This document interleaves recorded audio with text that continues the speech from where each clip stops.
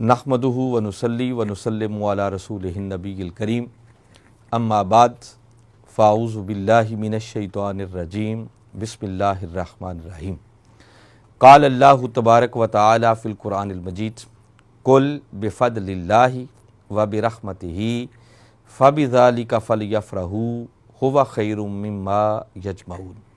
सदक़ल्लाहुल अज़ीम। मुअज़्ज़ज़ नाज़रीन व सामीन, अस्सलामु अलैकुम व रहमतुल्लाहि व बरकातुहू। अल्लाह के फ़ज़ल व करम और ताजदार कायनात सल्लल्लाहु अलैहि वसल्लम के नालैन पाक के तसद्दुक़ से हम मिनहाज दावत के प्रोग्राम दर्स इरफ़ानुल कुरान की नशिस्त में हाज़िर हैं। माह मीलाद की आमद हो चुकी है। मैं एक मरतबा फिर अपने जुमला सुनने वालों को और देखने वालों को समीम कल्ब से आका की विलादत बासआदत की मुबारकबाद पेश करता हूँ और दुआ गो हूँ कि बारी ताला इस माह मुबारक को हमारे लिए बाइस बरकत बनाए और आका के मिलाद पाक पर दिल खोल कर खुशियों का इजहार करके हमें अपनी दुनिया और आखिरत को संवारने की तौफीक अता फरमाए। पिछली नशिस्त में हमने जिस मज़मून का आगाज़ किया था कि ये जो बहुत सारे लोगों के ज़हनों में इस तरह के शुकूक व शुबहात पैदा होते हैं कि आका के मिलाद पाक पर इतनी खुशी क्यों की जाती है, इसकी शरई हैसियत क्या है। आका के मिलाद पर ये जो लाइटिंग की जाती है, झंडियाँ लगाई जाती हैं, फिर घर घर महफ़िल नात शुरू हो जाती हैं, महफ़िल मिलाद का एक सिलसिला शुरू हो जाता है, आका की नातें पढ़ी जा रही होती हैं, फिर मिलाद के जुलूस निकाले जा रहे होते हैं और फिर बिलखुसूस 12 रबीउल अव्वल के दिन तो एक जश्न का समा होता है। तो जहाँ अहले मोहब्बत ये सब कुछ करते हैं, वहाँ बहुत से लोगों के जहनों में ये सवालात भी पैदा होते हैं कि हम जो कुछ आका के मिलाद पाक की खुशी में करते हैं तो इसका शरई जवाज़ क्या है। पिछली नशिस्त में मैंने सूरह यूनुस की इस आयत करीमा के अंदर आयत नंबर 58 इसकी रोशनी में इस सवाल पर थोड़ी रोशनी डालने की कोशिश की थी और उसको मैं जस्ट चंद जुमलों के अंदर समेट कर फिर हम इस बात को मज़ीद आगे लेके चलेंगे कि अगर कोई ये पूछे कि आका सल्लल्लाहु अलैहि वसल्लम के मिलाद पाक पर खुशी क्यों करते हैं, तो इसका जवाब बड़ा सादा सा है कि हम आका सल्लल्लाहु अलैहि वसल्लम के मिलाद पर खुशी इसलिए करते हैं कि मिलाद पर खुशी करने का हुक्म खुद खुदा ने दिया है। कोई पूछे कि वो हुक्म कहाँ दिया है, तो वो सूरह यूनुस, इसको अपने जहनों में हमेशा के लिए मुस्तकिल तौर पर मुर्तसिम कर लें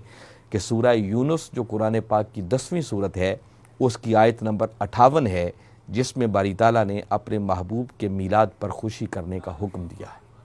और इसकी बहुत सारी जिहतों पर मैं पिछली नशिस्त में बात कर चुका हूँ कि बारी ताला ने इरशाद ये फरमाया कि कुल, ए मेरे महबूब मुकर्रम सल्लल्लाहु अलैहि वसल्लम,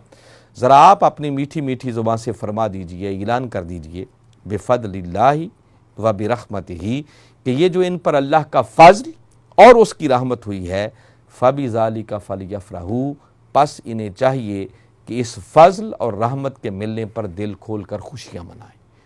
और जिस बात पर मैंने एंड किया था वो मैंने एक बात उसूली तौर पर आपको बताई थी कि मुफ़स्सिरीन के नज़दीक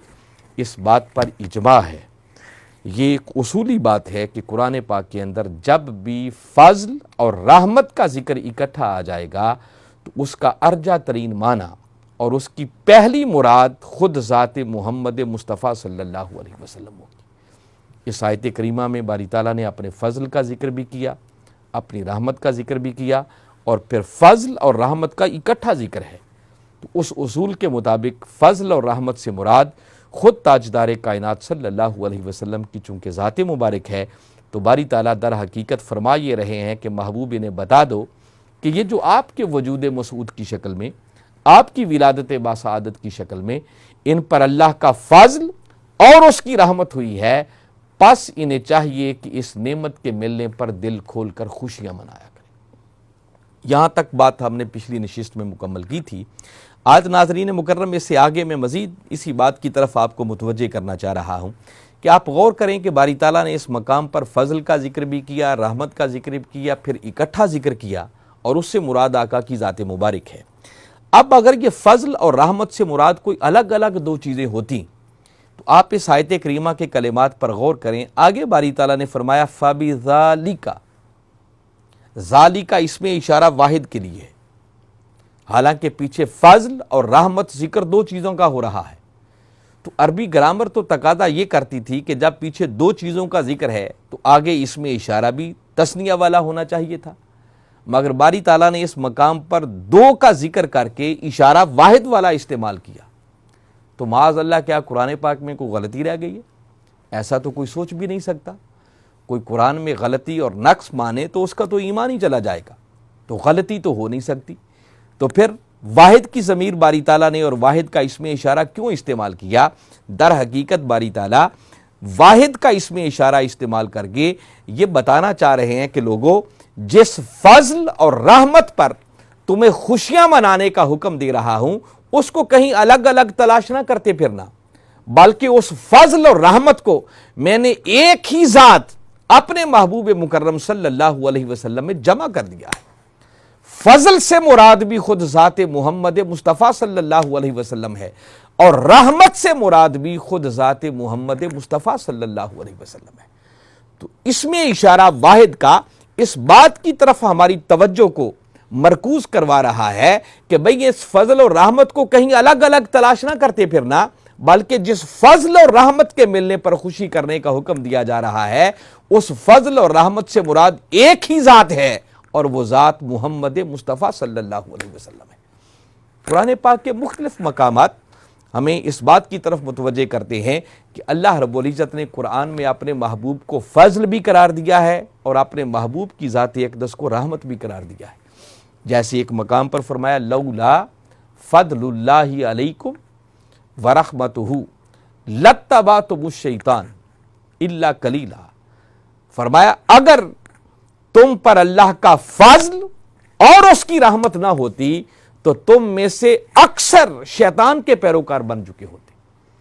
اب یہ جو فرمایا کہ اگر تم پر اللہ کا فضل اور اس کی رحمت نہ ہوتی، تو اس آیت کریمہ کی تفاسیر کو اٹھا کر دیکھیں، مفسرین نے لکھا ہے کہ جس فضل اور رحمت کی وجہ سے شیطان کی اتباع سے لوگ بچ گئے، اس فضل اور رحمت سے مراد خود ذات محمد مصطفیٰ صلی اللہ علیہ وسلم۔ آقا تشریف لے آئے، آقا نے ہمیں ہدایت کی طرف راستہ دکھایا، آقا نے رہنمائی عطا کی، اور آقا کی رہنمائی کی وجہ سے ہم شیطان کی اتباع سے بچے اور صراط مستقیم پر چلنے کے قابل ہو گئے۔ تو باری تعالیٰ نے اپنے محبوب کو یہاں پر فضل اور رحمت سے تعبیر کیا۔ اسی طرح وہ معروف آیت کریمہ ہے سورہ انبیاء کی، جس میں باری تعالیٰ نے فرمایا وَمَا أَرْسَلْنَاكَ إِلَّا رَحْمَةً لِلْعَالَمِينَ، فرمایا محبوب مکرم ہم نے آپ کو سراپا رحمت بنا کر بھیجا۔ اس آیت کریمہ کے کلمات پر غور کریں تو باری تعالیٰ نے انداز بڑا خاص رکھا ہے۔ براہ راست یوں نہیں فرمایا کہ محبوب ہم نے آپ کو رحمت بنایا، نہیں، بلکہ اس آیت کریمہ پر یہ جو سورہ انبیاء کے کلمات ہیں اگر آپ غور کریں تو باری تعالیٰ نے یہاں نفی اور اس بات والا ضابطہ رکھا ہے۔ فرمایا وَمَا أَرْسَلْنَا، یہ ما نافیہ ہے، باری تعالیٰ فرما رہے ہیں کہ محبوب ہم نے آپ کو نہیں بھیجا، وَمَا أَرْسَلْنَاكَ، محبوب ہم نے آپ کو نہیں بھیجا إِلَّا رَحْمَةً لِلْعَالَمِينَ، سوائے اس کے کہ سب جہانوں کے لیے رحمت بنا کر۔ حالانکہ قرآن پاک کا اسلوب یہ ہے کہ قرآن اپنی بات کو لمبا نہیں کرتا، بلکہ قرآن کم سے کم لفظوں میں اپنی بات کو مکمل کرنا چاہتا ہے، کیونکہ قیامت تک آنے والے احوال پر قرآن نے ہدایت فراہم کرنی ہے۔ اب سادہ لفظوں میں بھی یوں کہا جا سکتا تھا کہ باری تعالیٰ سمپلی فرما دیتے ارسلناک رحمۃ للعالمین، محبوب ہم نے آپ کو سراپا رحمت بنا کر بھیجا، نہیں، پہلے نفی کی، محبوب ہم نے آپ کو نہیں بھیجا، اور پھر فرمایا الا رحمۃ للعالمین، ہاں اگر بھیجا ہے تو سراپا رحمت بنا کر بھیجا۔ اور یہ قرآن کا اسلوب ہے کہ قرآن جب کسی بات کی اہمیت کو اجاگر کرنا چاہتا ہے تو پہلے ہر چیز کی نفی کرتا ہے، اور پھر جس کی اہمیت بیان کرنا مقصود ہو اس کا اس بات لایا جاتا ہے۔ جیسے باری تعالیٰ نے اپنی توحید کی بات کرنا چاہی تو سادہ یوں نہیں فرمایا کہ میں معبود ہوں میری عبادت کرو، نہیں، بلکہ فرمایا لا الہ، عبادت کے لائق ہے ہی کوئی نہیں، کوئی معبود نہیں ہے۔ جب ہر معبود باطل کی نفی ہو گئی تو پھر آگے فرمایا الا اللہ، ہاں اگر کوئی ہے تو وہ صرف اللہ کی ذات ہے۔ تو پہلے ہر طرف سے توجہ کو کاٹا جاتا ہے، پھر ایک شے پر اس کو مرکوز کیا جاتا ہے۔ سمپلی اسی طرح باری تعالیٰ نے فرمایا وما ارسلناک، محبوب ہم نے آپ کو نہیں بھیجا الا رحمت للعالمین، سوائے اس کے کہ سراپا رحمت بنا کر، جس کا معنی یہ ہے کہ باری تعالیٰ فرما رہے ہیں کہ محبوب ہم نے آپ کو ہر حال میں رحمت ہی رحمت بنا کر بھیجا ہے۔ آپ کو جس پہلو سے دیکھا جائے، جس اینگل سے دیکھا جائے، جس زاویہ نگاہ سے دیکھا جائے، ہم نے آپ کو ہر پہلو کے اعتبار سے سراپا رحمت ہی بنا کر بھیجا ہے۔ آپ کائنات کی مختلف چیزوں پر کبھی غور کریں، کوئی چیز اگر کسی وقت رحمت ہے تو وہی چیز کسی وقت زحمت بھی بن جاتی۔ پانی اللہ کی بہت بڑی رحمت ہے، لیکن وہی پانی اگر سیلاب بن کر آ جائے تو رحمت کی بجائے زحمت بن جائے گی۔ ہوا اللہ کی ایک رحمت ہے، اور وہی ہوا اگر آندھی اور طوفان بن کر آ جائے تو وہ رحمت کی بجائے زحمت بن جائے گی۔ اسی طرح الغرض ہر شے پر آپ غور کرتے جا لیں، اگر ایک وقت میں وہ رحمت ہے تو وہی کسی لمحے زحمت بھی بن جاتی ہے۔ مگر قربان جائیں تاجدار کائنات صلی اللہ علیہ وسلم کی اس شان پر کہ باری تعالیٰ فرما رہے ہیں کہ محبوب ہم نے آپ کو ایسا سراپا رحمت بنا کر بھیجا ہے کہ آپ کے وجود مسعود کو جب جس لمحے جس پہلو جس زاویہ نگاہ سے بھی دیکھیں، اللہ نے آپ کو بس رحمت ہی رحمت بنا کر بھیجا۔ تو اپنے محبوب کو باری تعالیٰ نے فضل بھی قرار دیا ہے، اب رحمت بھی قرار دیا ہے۔ یہ وجہ ہے کہ باری تعالیٰ نے یہاں واحد کا اسم اشارہ استعمال کر کے اس بات کی طرف متوجہ کیا ہے کہ لوگوں جس فضل اور رحمت کے ملنے پر تمہیں خوشیاں منانے کا حکم دیا جا رہا ہے، اس فضل اور رحمت کو کہیں الگ الگ تلاش نہ کرتے پھرنا، بلکہ اس فضل اور رحمت سے مراد ایک ہی ہستی ہے، اور اس ہستی کا نام ذات محمد مصطفیٰ صلی اللہ علیہ وسلم۔ تو گویا باری تعالیٰ نے بڑے زوردار طریقے سے اپنے محبوب کی ذات اقدس کی طرف متوجہ کیا، جس سے میں پھر یہی بات آپ لوگوں تک پہنچانا چاہ رہا ہوں کہ اس آیت کریمہ میں باری تعالیٰ نے جس فضل اور رحمت پر خوشیاں منانے کا حکم دیا ہے، اس سے مراد کوئی اور ذات نہیں بلکہ اس سے مراد خود ذات محمد مصطفیٰ صلی اللہ علیہ وسلم ہے، جس کا معنی یہ ہے کہ اس آیت کریمہ کے ذریعے باری تعالیٰ ہمیں حکم یہ دے رہے ہیں کہ محبوب ذرا اپنی میٹھی میٹھی زبان سے انہیں بتا دو کہ یہ جو آپ کی ولادت باسعادت کی شکل میں اور آپ کے وجود مسعود کی شکل میں ان پر اللہ کا فضل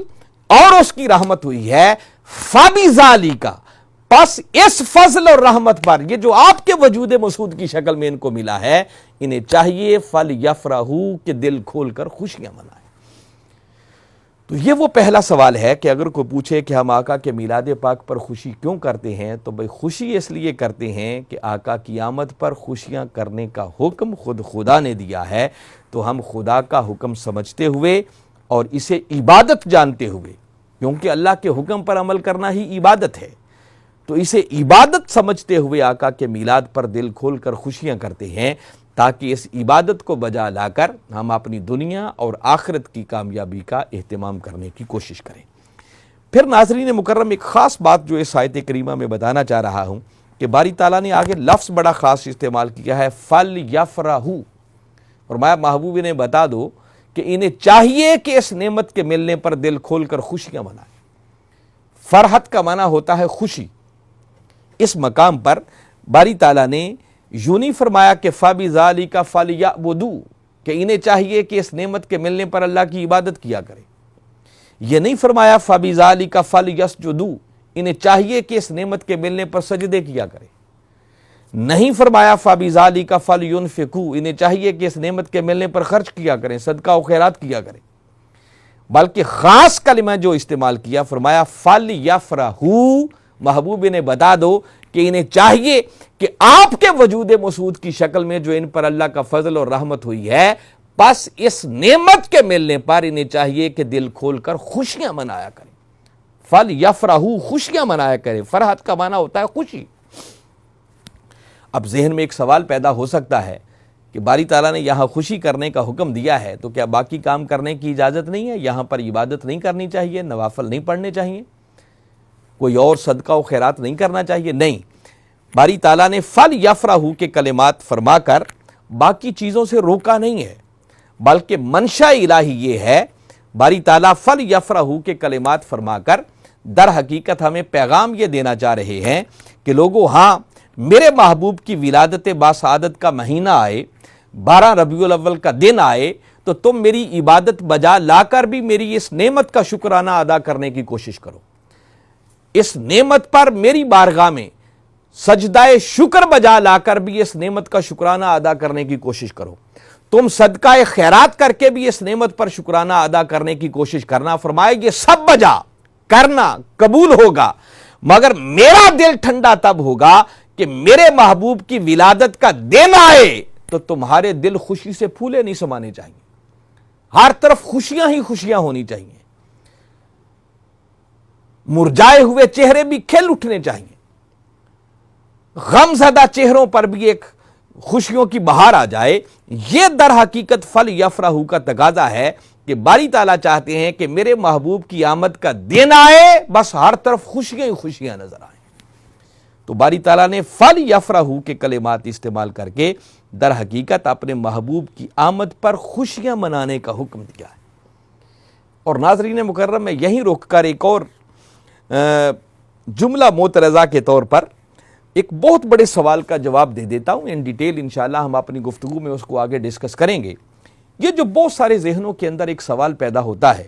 اور لوگ اس طرح سے سوال کرتے اور پوچھتے ہیں کہ ہم آقا کے میلاد پر جھنڈیاں کیوں لگاتے ہیں، آقا کے میلاد پر لائٹنگ کیوں کی جاتی ہے، اتنی کثرت سے محافل نعت کیوں ہوتی ہیں، اتنی کثرت سے آقا کے میلاد کے جلسے کیوں ہوتے ہیں، میلاد کے جلوس کیوں نکالے جاتے ہیں، لنگر کیوں بانٹے جاتے ہیں، ایک جشن کا سما کیوں بنایا جاتا ہے. یہ جو کیوں والے جتنے سوالات ہیں، اگر ایک لمحے کے لیے رک کر فل یفرحوا کے کلمات پر غور کریں تو باری تعالیٰ نے اس ایک لفظ کے اندر ان سارے سوالوں کا جواب دے دیا. اور ناظرین مکرم، وہ جواب اس طرح ہے کہ دیکھیے، باری تعالیٰ نے یہ حکم تو دیا کہ فل یفرحوا، محبوب نے بتا دو کہ اس نعمت کے ملنے پر یہ دل کھول کر خوشیاں منایا کریں، مگر آگے یہ بات کوئی نہیں لکھی، یہ بات کہیں نہیں بتائی کہ خوشی منانی کیسے ہے. اگر باری تعالیٰ اس مقام پر خوشی کرنے کا کوئی سپیسیفک طریقہ بھی بتا دیتے، کوئی خاص ایک طریقہ بھی مینشن کر دیتے تو ہمیں سمجھ آ جاتی کہ اسی طریقے سے خوشی منانی ہے، ہم کوئی اور طریقہ اڈاپٹ نہ کرتے. باری تعالیٰ نے خوشیاں کرنے کا حکم تو دیا مگر خوشی کرنے کا طریقہ آگے کوئی نہیں بتایا، جس کا مطلب در حقیقت یہ ہے کہ فل یفرحوا کے حکم کو مطلق رکھ کر اس پر کوئی کنڈیشن، کوئی شرط، کوئی قدغن، کوئی پابندی نہ لگا کر در حقیقت باری تعالیٰ یہ سمجھانا چاہ رہے ہیں کہ لوگوں تمہارے ہاں خوشی کرنے کا جو بھی جائز طریقہ ہو سکتا ہے، بس ایک بات کو ملحوظ خاطر رکھنا کہ خوشی کرنے کا وہ طریقہ حرام کے زمرے میں نہ آئے، شریعت اس سے منع نہ کرتی ہو، وہ ناجائز نہ ہو. بس اس ایک بات کو مد نظر رکھنا. فرمایا اس سے ہٹ کر تمہارے ہاں تمہارے رسم و رواج کے مطابق خوشی کرنے کا جو بھی جائز طریقہ ہوتا ہے، ہر اس طریقے سے تمہیں میرے محبوب کے میلاد پر خوشیاں منانے کی اجازت ہے. جس کا مطلب یہ ہے کہ فل یفرحوا کے ذریعے باری تعالیٰ گویا یہ دروازہ کھول رہے ہیں، یہ ہمیں اجازت دے رہے ہیں کہ بھئی ہاں، اگر کسی شخص کا دل میرے محبوب کی آمد پر نوافل پڑھ کے خوش ہوتا ہے تو بھئی وہ نوافل پڑھ لیا کرے. کسی کا دل سجدہ شکر بجا لا کے خوش ہوتا ہے تو وہ شکرانے کے سجدے کر لیا کرے. کسی کا دل صدقہ و خیرات کر کے خوش ہوتا ہے تو بھئی وہ صدقہ و خیرات کر لیا کرے. کسی کا دل سیرت کا جلسہ کر کے خوش ہوتا ہے تو بھئی وہ سیرت کا جلسہ کر لیا کرے. کسی کا دل جھنڈیاں لگا کے خوش ہوتا ہے تو بھئی وہ جھنڈیاں لگا لیا کرے. کسی کا دل لائٹنگ اور چراغاں کر کے خوش ہوتا ہے تو بھئی وہ لائٹنگ کر لے، وہ چراغاں کر لے. کسی کا دل مٹھائیاں بانٹ کر خوش ہوتا ہے تو وہ آقا کے میلاد پر مٹھائیاں بانٹ لے. کسی کا دل میلاد کا جلوس نکال کر خوش ہوتا ہے تو بھئی وہ میلاد کا جلوس نکال لے. کسی کا دل آقا کی نعتیں پڑھ کر خوش ہوتا ہے تو بھئی وہ آقا کی نعتیں پڑھ لے. کسی کا دل آقا کے میلاد کے جلوس میں اونٹوں اور گھوڑوں کے رقص کروا کے خوش ہوتا ہے تو بابا شریعت تو اس سے بھی منع نہیں کرتی. ہمارے بیٹوں کی شادیاں ہوں، خوشی کا موقع آ جائے، وہاں پر ہم اونٹوں کے گھوڑوں کے رقص کروائیں، وہاں کوئی شریعت ہمیں یاد نہ آئے، اور آقا کے میلاد کی خوشی آ جائے تو دل فتوے ڈھونڈتا پھرے. تو اس بات پر غور کرنا چاہیے کہ کہیں خرابی کہیں اور تو نہیں ہے. فتوے وہی دل تلاش کرتا ہے جو دل کملی والے آقا کی محبت اور عشق سے خالی ہوتے ہیں. اگر دل میں کملی والے آقا کی محبت ہو، عشق ہو، تو عشق تو بہانے تلاش کرتا ہے کہ یار کی آمد پر خوشی منانی کیسے ہے. تو گویا فل یفرحوا کے کلمات در حقیقت اس بات کا جواز فراہم کر رہے ہیں کہ خوشی منانے کا جو بھی جائز طریقہ ہو سکتا ہے، حرام نہیں ہونا چاہیے، ناجائز نہیں ہونا چاہیے، شریعتوں سے منع نہ کرتی ہو، باقی ہر طریقے کے ساتھ آقا کے میلاد پاک پر خوشی کرنے کی اجازت فَلْيَفْرَحُوا کے کلمات کے ذریعے اللہ نے عطا کر دی ہے۔ اور رہی صحیح کسر، باری تعالیٰ نے اگلے کلمات ہوا خیر مما یجمعون کے اندر نکال دی۔ فرمایا میرے محبوب کی آمد پر خوشیاں منا کر، لائٹنگ کر کے، چراغاں کر کے، نعتیں پڑھ کے، میلاد کا جلسہ کر کے، جلوس نکال کے، کہیں یہ نہ سوچنے بیٹھ جانا کہ معلوم نہیں ہے اس پر کوئی اجر بھی ملے گا یا نہیں، یہ اللہ کے ہاں عبادت بھی ٹھہرے گا یا نہیں، بلکہ باری تعالیٰ نے آگے فرمایا ہوا خیر مما یجمعون، سن لو میرے محبوب کے وجود مسعود کی شکل میں ملنے والے اس فضل اور رحمت پر خوشی کرنا، فرمایا یہ ہر اس عمل سے بہتر ہے جو تم اپنے لیے جمع کرتے ہو۔ اب انسان اپنے لیے کیا جمع کرتا ہے؟ اگر دنیا کو دیکھیں تو انسان مال و دولت جمع کرنے کی کوشش کرتا ہے، تو ہوا خیر مما یجمعون کے کلمات بتا رہے ہیں کہ آقا کی ولادت باسعادت کا مہینہ آ جائے تو بجائے اس کے کہ مال و دولت کو جمع کیا جائے، بہتر ہے کہ آقا کے میلاد کی خوشی میں اسے خرچ کر دیا جائے۔ آخرت کو سامنے رکھتے ہوئے بات کریں تو انسان اپنے لیے نیک اعمال جمع کرنے کی کوشش کرتا ہے، مگر ہوا خیر مما یجمعون کے کلمات بتا رہے ہیں، اور باری تعالیٰ یہ اعلان فرما رہے ہیں کہ دنیا کی ہر نیکی ایک طرف جو تم اپنے لیے جمع کرتی ہو، مگر لوگوں سن لو میرے محبوب کے میلاد پر خوشی کرنا یہ دنیا کی ہر نیکی سے بڑھ کر ہے،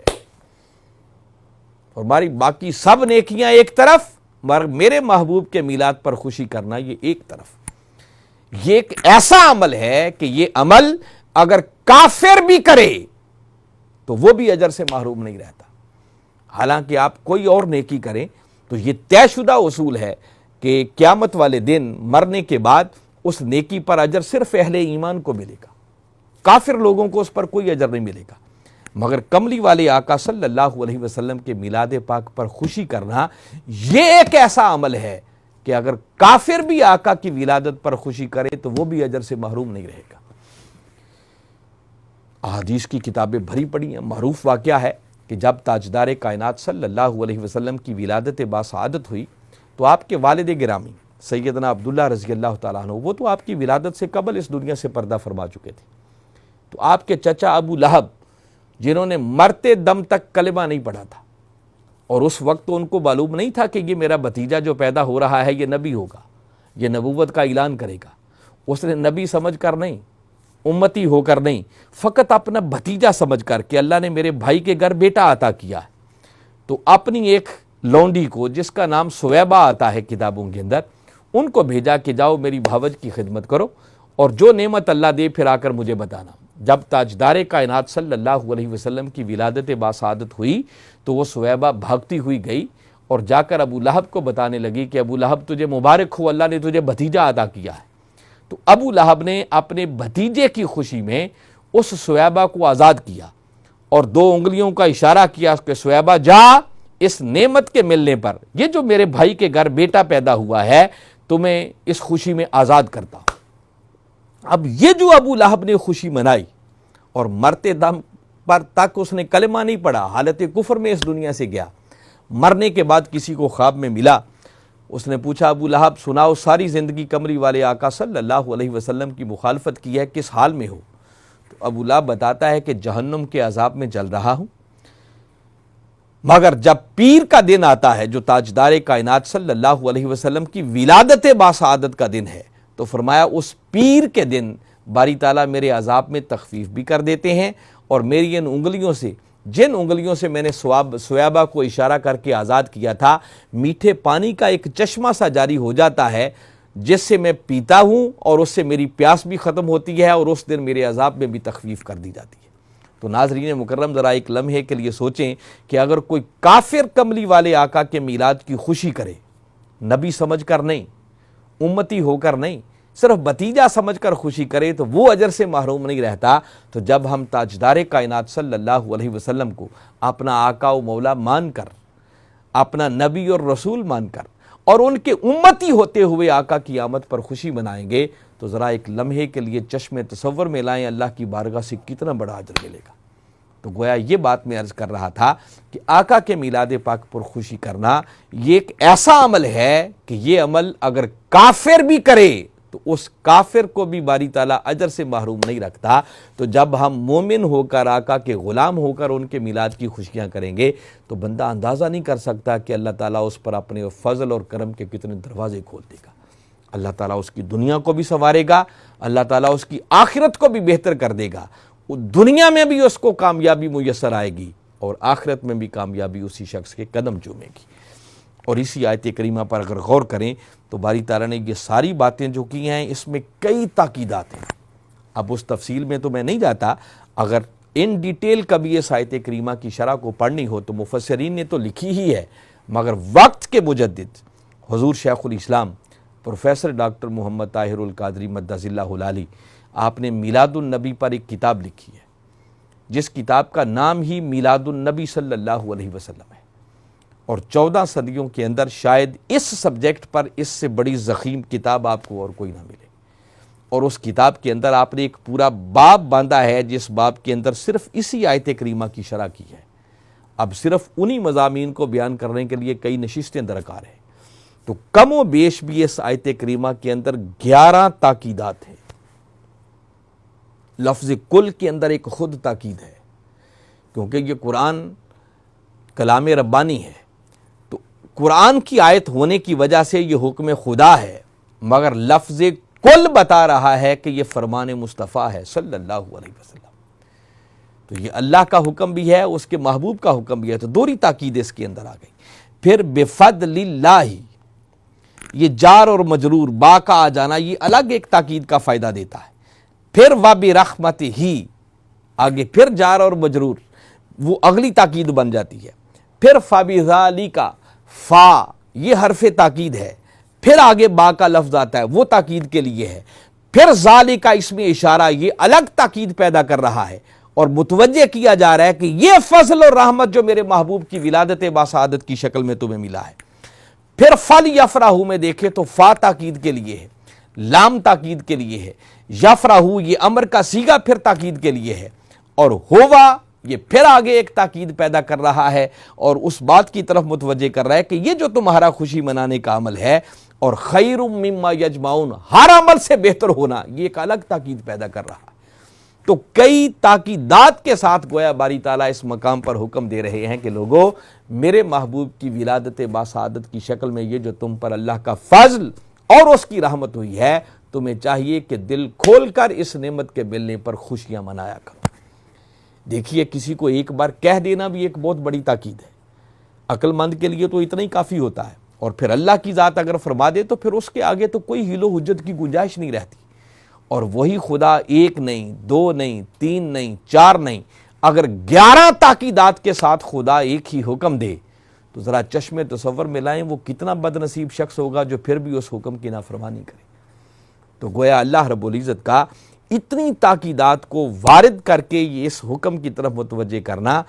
اس بات کی طرف اشارہ کر رہا ہے کہ آقا کے میلاد پر خوشی منانا اللہ کے ہاں اس عمل کی اہمیت کیا ہے، یہ کتنا بڑا عمل ہے۔ اگر ہمیں اس بات کی سمجھ آ جائے کہ یہ کتنا بڑا عمل ہے تو شاید ہم ساری زندگی ہی آقا کے میلاد کی خوشیاں مناتے رہیں۔ خدا کرے کہ ہمارے اوپر وہ دروازے کھلیں کہ ہمیں اس حقیقت کی خبر ملے کہ آقا کے میلاد پر خوشی کرنا یہ کتنا بڑا عمل ہے، اور پھر ہم آقا کے میلاد پر خوشیاں کر کے اپنی دنیا کو بھی سنوارنے کی کوشش کریں اور اپنی آخرت کو بھی سنوارنے کی کوشش کریں۔ الحمدللہ منہاج القرآن کے اندر اسی بات کی طرف ترغیب دی جاتی ہے، اور اس صدی کے اندر وقت کے مجدد حضور شیخ الاسلام پروفیسر ڈاکٹر محمد طاہر القادری مدث اللہ العالی جس طرح آپ نے امت کو میلاد منانے کی ترغیب دی ہے، اس صدی کے اندر وہ پھر اپنی مثال آپ ہے۔ مجھے معلوم ہے، اچھی طرح یاد ہے کہ اس میلاد پر بڑے بڑے بدعت اور اس کے حرام ہونے کے فتوے لگائے جاتے تھے، لوگ ڈرتے تھے میلاد منانے تھے، مگر حضور شیخ الاسلام اور منہاج القرآن کی وجہ سے یہ ہمارے اوپر کرم ہوا کہ آج میلاد کا انکار کرنے والے بھی میلاد منانے کی بات کرتے، وہ بھی میلاد بنا رہے ہیں۔ اور پھر بالخصوص منہاج القرآن کے مرکز پر جو لاہور میں ہے، جیسے ہی ربیع الاول کا چاند نکلتا ہے میلاد کی خوشیاں شروع ہو جاتی ہیں، ہر طرف لائٹنگ ہوتی ہے، چراغاں ہوتا ہے،